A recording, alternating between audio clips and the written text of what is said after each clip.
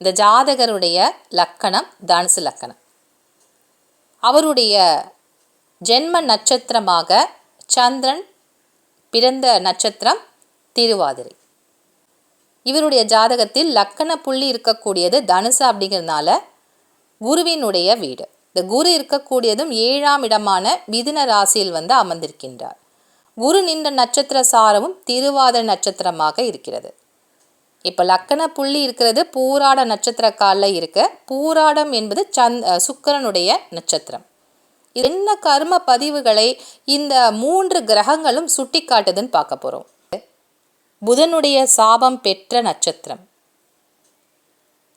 இந்த குருவும் சந்திரனும் இருக்கக்கூடிய நட்சத்திரம் திருவாதிரை. இந்த திருவாதிரை என்பது எந்த சாபத்தை பெற்ற நட்சத்திரம் பார்த்தீங்கன்னா சுக்கிரனுடைய சாபம் பெற்ற நட்சத்திரம். அப்போ இந்த மரபணு ஜோதிடம் படி இந்த கர்ம பதிவுகளை அவர் தீர்த்து கொள்வதற்கு இந்த ஜாதகர் புதன் மற்றும் சுக்கிரனுடைய பரிகாரங்களை செய்தால் இந்த கர்ம பதிவுகள் தரக்கூடிய பிரச்சனைகளிலிருந்து வெளியே வரலாம்.